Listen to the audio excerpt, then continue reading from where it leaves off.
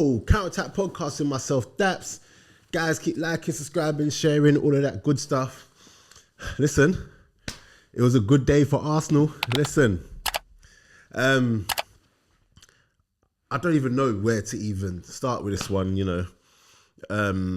We got off to an early start, a great start. Trossard. You know what? After 4 minutes, when you know, let me compose myself because I'm moving a bit mad. I've just finished watching the game, a bit like, oh, Arsenal won. But no, what I will say is that this was one of those games that when I saw our fixtures, Chelsea, Tottenham, United are the ones I obviously looked out for, thinking we still got them left. You know, we still got them left to come. So listen, when I heard Cole Palmer wasn't fit as well. To be honest, I know Cole Palmer is a really, really good player, but I never felt like if he's playing, then it's like a given they're going to win. Obviously, it would have been harder because he is a good player. But, you know, it didn't change how anxious I was about the match anyway. Do you know what I'm saying? So, listen, after 4 minutes, Trossard goes and scores. Let me tell you about Declan Rice, yeah? In fact, before we even get to Declan Rice's part, yeah, that pass, like, and I know people are going to look at it and think it's a simple pass, but in the build-up to it, when before the ball gets to Declan Rice, Partey played a nice first-time pass without even looking, straight to Declan Rice. Took out a couple players, and then Declan Rice has just gone on, and he's driven on, and right when you thought he was going to pass it, he's taken an extra touch, which has brought Gilchrist in a bit, freed up Trossard, go 1-0. But it's that pass from Partey, that little listen. It's such a shame that we haven't had Partey throughout the whole season, because today he was literally, you can see he's still building fitness up, but you can see the quality he has. And that midfield three of Rice, Partey, Odegaard, it might be the best midfield three if we had had it. It might be the best midfield three in the league, because we saw today Enzo and Caicedo against our midfield, and they couldn't get going. Enzo is not... Listen, I'm not a man that is going to criticize, because he's a good player. He's a good player. But I think with Enzo Fernandez, we have to remember that 6 months before he went for 100 million, he went for 16 million. He was a 16 million player 6 months before. That's not going to suddenly change just because of one World Cup. To get what I'm saying? So I think we have to remember that, you know, he is a 16 to 20 million pound player. And that's not even me being rude, because he's a good player. But I think a lot of the time we talk about the 100 million, but it just goes to show how much they got their pants pulled down for him, because I'm not seeing 100 million play anywhere. That's not me saying he's rubbish, because he's not rubbish. But, you know, you look at what Declan Rice did today, and it's clear. It's night and day. To be honest, I didn't think Caicedo did too badly, especially in the first half. I think in the second half, he was literally just chasing shadows. But in the first half, I don't think he did too badly. I think when you get the energy of Declan Rice, when you get the finesse and the manipulation of the ball from Odegaard and Partey, it's a tough day for any midfield.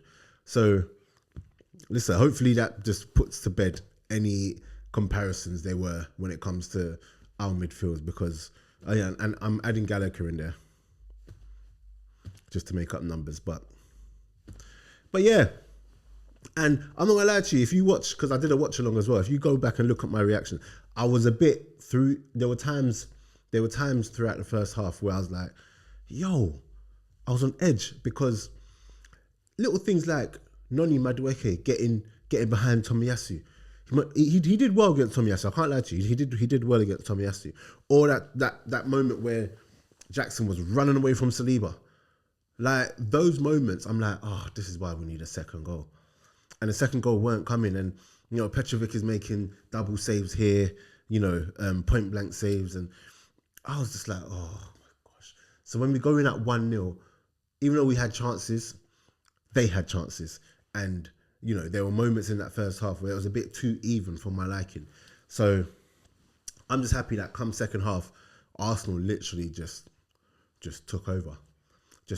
And Yeah, we got our goals. Havertz got 2 goals.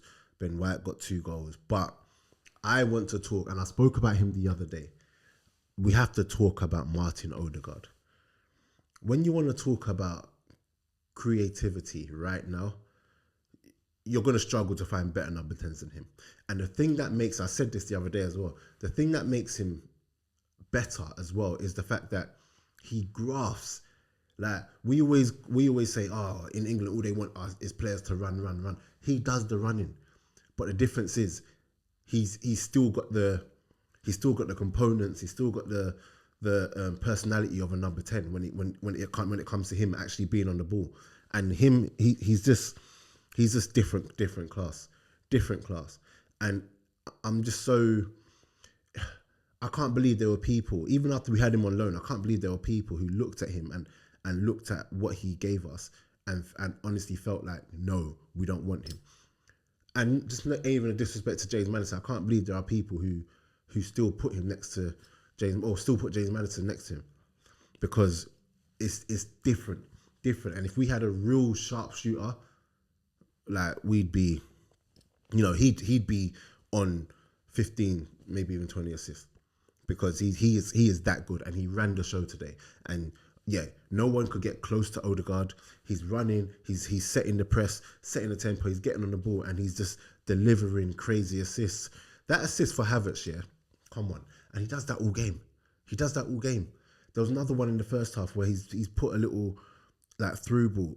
Who was it? I think it was the Saka. And then the one in the second half to Havertz, where Havertz missed it before he got his goal. And listen, he's just a quality player, and I really hope that he delivers silverware, because if he keeps this up, he will go on to become an absolute world-class player. And yeah, I've run out of things to say about him, because he is that good. You know what I mean? And you look at the performances again, and you're looking at Rice. Rice looked like he was back to his old self today, but also it just shows when you've got Partey next to him, when you've got Odegaard, and you put him there, and he's not having to do the job of flipping Havertz or whoever else is next to him, how much better he is. He's looked a bit tired lately. He's looked a bit. His performance level just dropped a bit, and that's not saying he hasn't been good, because he's still been good, but it's just dropped considering the standards that he set. But today he was right back on it. Like, we talking about £100 million players. There are £300 million worth of midfielders in terms of 3 midfielders: Caicedo, Enzo, and Rice. And Rice is the only one that even looked like he was even worth more than 50 mil, to be honest. So big up Rice. Benny White, great performance again. He's just so consistent, and soon enough, people are going to have to start giving him his props. But yeah, listen, have I missing anyone? Nice to see Tommy Yasu back. But yeah, no, like, we've got it all to do. Like, all Arsenal can do is go into the remaining, is it 4 or 5 games? Go into the remaining 4 or 5 games and just win. I don't think City are going to drop points, but I'm hoping that they do.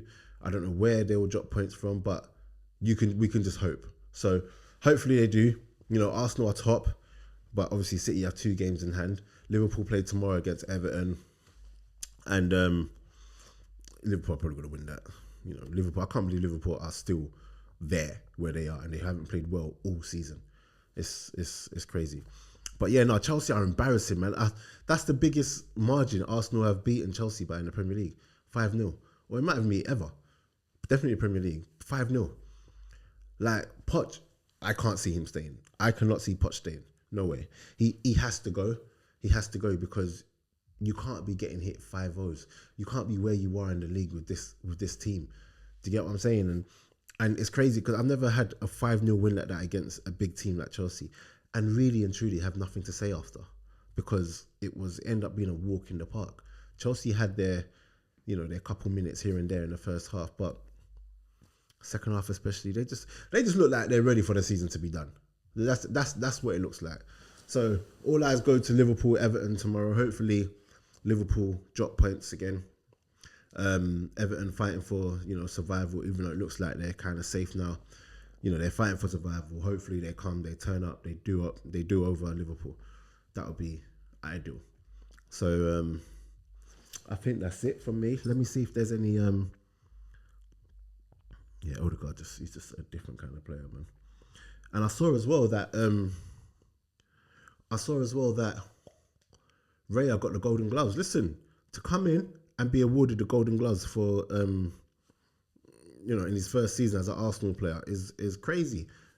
Credit to them for picking him. Credit to them. He's done well. Sorry. Yeah, he's done well, man. And there was a lot of scrutiny from myself as well because I didn't think he was clearly better than Ramsdale when we brought him in. But it's shown that he is a really, really good keeper. That he is better than Ramsdale. Once he's got settled, he's just been really, really good, to be honest. And he's got the Golden Gloves. Chuffed for him. He's probably chuffed for himself, obviously. But yeah, we move. Is there anything? Oh, Timber's back. Listen, to think we have missed Timber. Yuri and Timber. Yeah, I remember I was at the MLS All-Star game last year. I remember Yuri and Timber seeing him live. And I was just like, what? How have we got this player? Crazy player. And then he gets injured first game. And he's come back in an academy game, under 23 game, and scored that worldie with his right foot, top bins. Like, we've not had him all season. So it'll be nice to just see him, maybe even get on the bench, 5-10 minutes here and there, if we can. But, to think we haven't had him. But yeah, that's it from me. Just a quick one. Chelsea, awful team. And yeah, I'm out.